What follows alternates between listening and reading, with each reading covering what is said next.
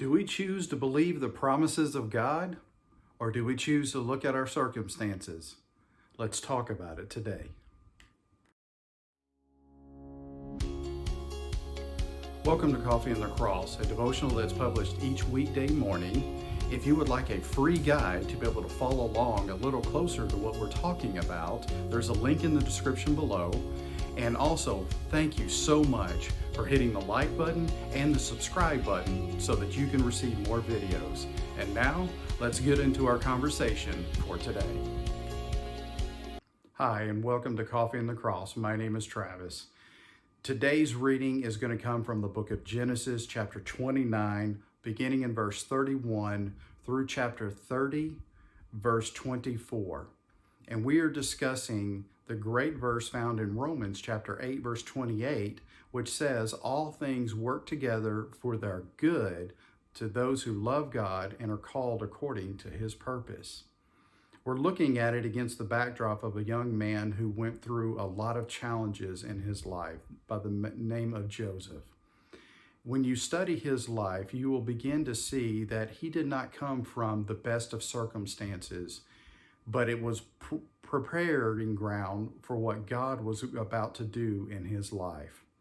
When you study back, you will see that Joseph was the 11th of 12 sons that were born to a man named Jacob. But Jacob also had 4 different wives. So, first of all, Joseph came from a very dysfunctional family. When you read through the account of all the birthing of the sons, you will find out that there was never any real happiness or joy by the sons that were being born. The second circumstance that Joseph was in is the fact that he's the 11th in 12 sons. And back in the culture of that day, often the oldest son was the one who was the prominent one who would lead once a father passed on. The last thing is the fact of his position is nothing much more than a shepherd, a low position in the society and the culture of the day. And yet, God used all of that to prepare him to take on a role that was going to literally be a saving grace to the world in his time. So our thought today is this: don't look at your circumstances right now, where you are, as where you're going to be forever.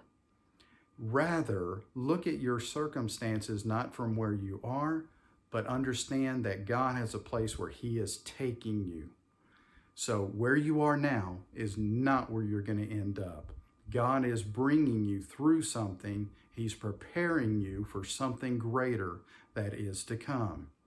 So a few thoughts I'd like for you to think about today is, first of all, don't look at your circumstances and think God can't be working in my life right now.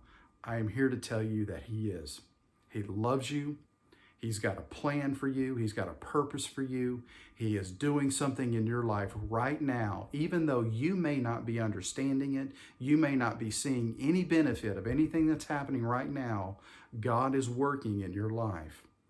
So understand that don't despise those small days, those beginning days. If you've got a dream in your heart, if God is working something in your life, you have small days in beginning, but don't despise them, as Zechariah says in chapter 4, verse 10. The second thing is, and some verses we would like to look at is Romans chapter 8, beginning in verse 25.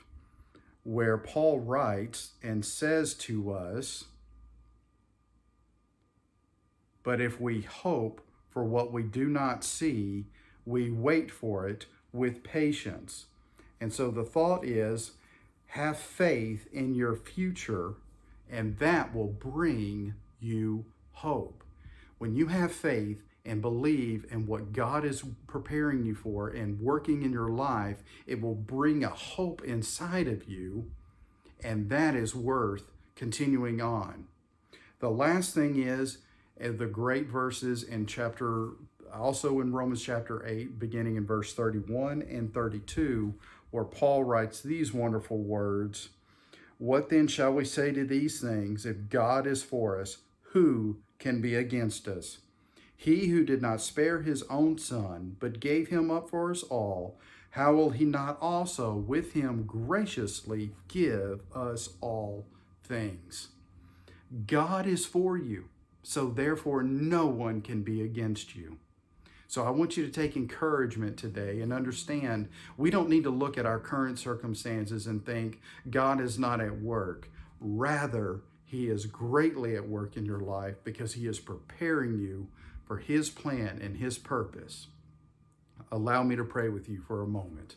Father, I pray for those who are listening today and ask that you would just bring that spark of encouragement and hope into their heart right now, that they would understand that you are working in their life. Despite all of their current circumstances, you are preparing them for your plan and for your purpose. In Jesus' name. I want to thank you for tuning in again today and continue to believe that God has got a great plan and purpose, and all things do work together for your good.